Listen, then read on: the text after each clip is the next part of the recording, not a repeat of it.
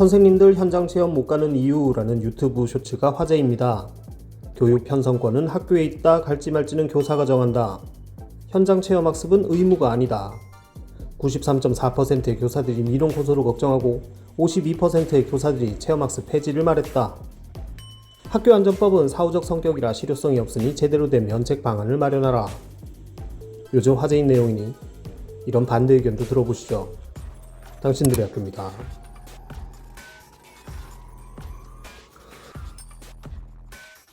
초중등교육법 제31조 및 제32조는 국공립 및 사립학교에 학교 운영의 자율성을 높이고 지역의 실정과 특성에 맞는 다양한 교육을 실시하기 위해 학교 운영위원회를 구성해야 한다고 명시하고 있습니다.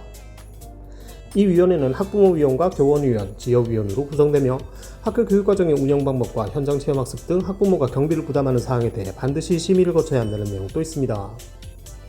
이는 학교의 결정이 교직원만의 판단이 아닌 학부모의 동의와 협력을 전제로 함을 의미합니다. 교사가 마음대로 정할 수 있다면 학교 운영위원회가 필요 없지요. 즉, 학교 운영위원회의 존재 자체가 학생과 학부모의 의견을 반영해야 한다는 증거입니다. 외부의 간섭 없이 학교가 교육과정을 정한다는 발언도 사실이 아닙니다.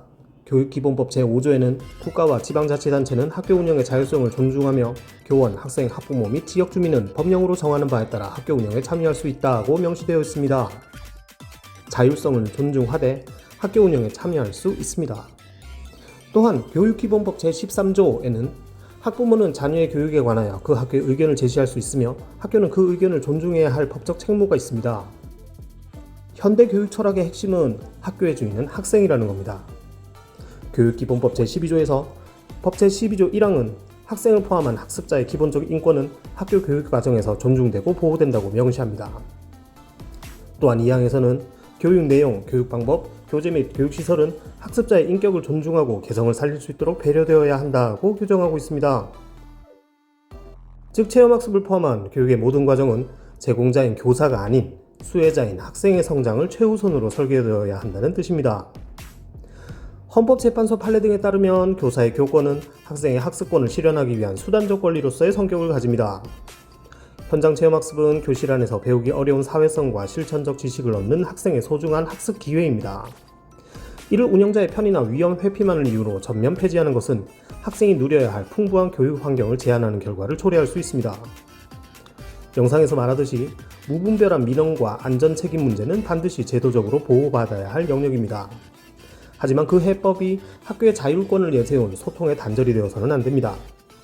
오히려 학생과 학부모가 기획 단계부터 적극 참여하게 함으로써 발생할 수 있는 위험 요소와 교육적 가치를 공유하고 그 결과에 대해 공동의 책임을 느끼는 구조를 만드는 것이 진정한 의미의 학교 자율 경영이라 할 수 있습니다. 교육기본법 제2조에 따르면 교육은 홍익인간의 이념 아래 모든 국민으로 하여금 인격을 둬야 하고 자주적 생활 능력과 민주시민으로서 필요한 자질을 갖추게 함을 목적으로 합니다.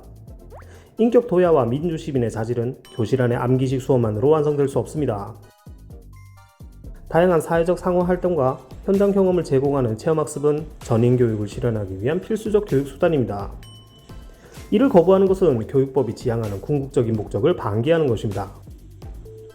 영상에서 교사가 언급한 교육과정 편성권은 초중등교육법 제23조에 근거합니다. 하지만 이 권한은 교사 개인의 편의를 위한 것이 아니라 학생의 학습권을 극대화하기 위해 부여된 재량권입니다. 국가교육활동은 체험활동을 창의적 체험활동이라는 영역으로 엄연히 규정하고 있습니다. 학교가 자율성을 근거로 체험학습을 일방적으로 폐지하는 것은 국가가 국민에게 약속한 다양하고 균형 잡힌 교육을 받을 권리를 침해하는 재량권 남용입니다. 할 수 있다는 재량은 하지 않아도 된다는 무책임의 근거가 될 수 없습니다. 또한 학교는 수십 년간 지역사회와 가정으로부터 지식교육뿐만 아니라 공동체적 경험과 사회화를 담당하는 핵심 기관으로 신뢰받아 왔습니다. 행정법상의 신뢰보호의 원칙을 교육 현장에 적용해 본다면 오랫동안 공교육의 핵심 커리큘럼으로 작동해온 체험학습을 안전책임 회피라는 이유로 갑자기 중단하는 것은 공교육에 대한 국민적 기대를 저버리는 행위입니다. 뭐니뭐니 해도 현장 체험학습은 교사가 해주는 것이라며 학생에게 베푸는 시혜적 활동이 아닙니다. 국가 교육과정이 지향하는 전인교육을 완성하기 위한 핵심 공정입니다. 안전사고에 대한 우려는 제도적 시스템으로 해결할 문제지 교육의 본질인 체험 자체를 인질로 삼아 거래할 대상이 아닙니다. 통계 수치는 신뢰도를 높이는 데 도움이 되지만 이 통계는 교총이라는 특정 교원단체 회원들을 대상으로 진행되었을 가능성이 높습니다. 신뢰도 측면에서 믿을만하지 못하죠. 설령 전체 교원을 조사해서 비슷한 결론이 나왔다 하더라도 학교의 주인은 학생이며 교육 서비스의 주된 이해관계자는 학부모라는 점을 생각해 본다면 교육의 한 축인 교사의 의견만 100% 반영해서 교육과정의 존폐를 결정하자 주장하는 게 가당키나 한 이야기인지 모르겠습니다. 이것은 독과점적 의사결정입니다. 같은 질문을 학생과 학부모에게 던졌다면 체험학습은 유지하되 안전을 강화하라는 답변이 압도적이었을 겁니다. 한쪽 당사자의 불편함만을 근거로 전체 시스템을 폐지하자는 논리는 민주적 절차에 어긋납니다. 의사, 소방관, 경찰 등 전문 직종은 모두 각자 직무 수행에 따른 법적 리스크를 안고 삽니다. 의사가 수술 중 사고가 무서워 수술을 거부하거나 경찰이 범인 검거 중 부상이 무서워 출동을 거부하지 않습니다. 93.4%가 민원을 걱정했다는 것은 역설적으로 안전관리 시스템의 고도화를 요구해야 할 근거지 교육 자체를 포기해야 할 근거가 아닙니다. 위험이 있다고 교육을 멈추는 것은 전문가로서 자기 부정입니다.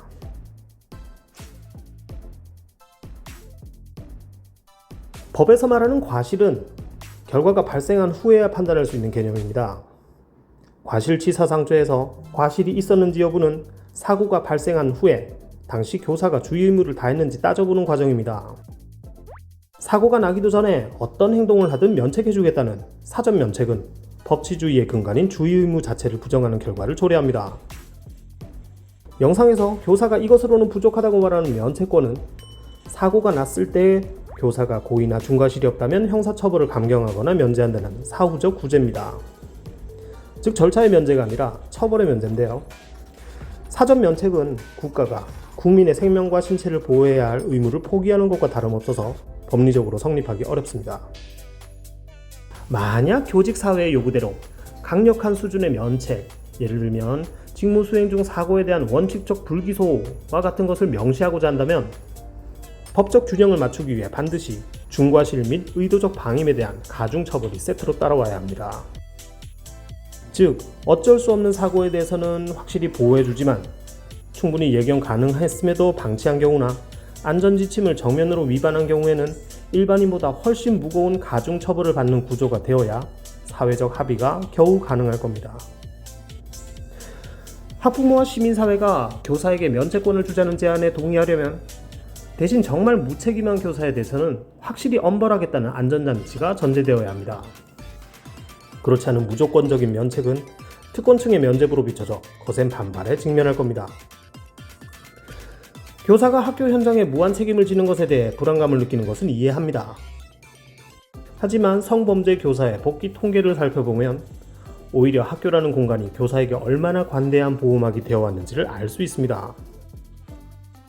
2017년부터 2024년까지 수년간의 통계에 따르면 성비위로 징계를 받은 교원 중 약 26에서 27%가 견책이나 감봉 등 경징계에 그쳤습니다. 경징계를 받았다는 것은 해당 교사가 교직을 유지하며 다시 학생들 곁으로 돌아왔다는 뜻입니다. 성매매의 경우 65% 이상이 경징계로 끝난 사례도 있으며 학생을 대상으로 한 성범죄조차 정직이나 감봉에 그쳐 복직한 사례가 적지 않습니다.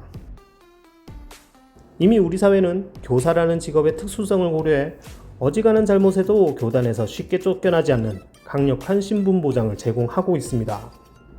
이런 상황에서 더 강력하고 무조건적인 면책을 요구하는 것은 국민적 정서와 학생 안전이라는 공익을 정면으로 위반하는 것입니다.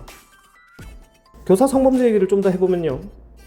2019년 이후 법이 강화돼서 성인 대상 성범죄로 100만원 이상의 벌금형이 확정되면 당연 퇴직이지만 벌금이 100만원 미만, 즉 99만원이거나 선고 유예를 받은 경우 당연 퇴직을 면하고 다시 학교로 돌아갈 수 있습니다. 만약 교사들의 주장대로 사전 면책이나 실제로 작동하는 무조건적 면책이 도입된다면 이러한 사각지대는 걷잡을 수 없이 넓어질 겁니다. 이는 사고가 나도 나는 처벌받지 않는다는 안일함을 낳고 결과적으로 학생 안전사고를 방치하는 결과를 초래할 수 있습니다.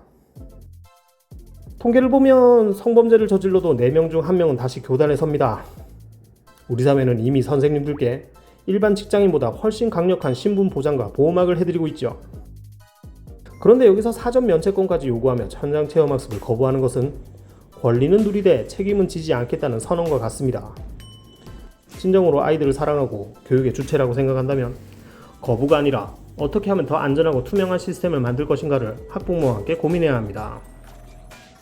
무조건적인 면책은 결국 성비위 교사들의 복귀와 같은 또 다른 부작용을 낳는 방패가 될 뿐입니다.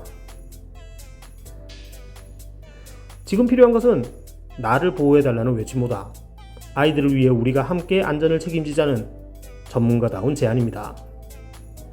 학교의 주인은 학생이고 학교라는 공간에서 학습권이 가장 우선입니다. 당신들의 학교입니다.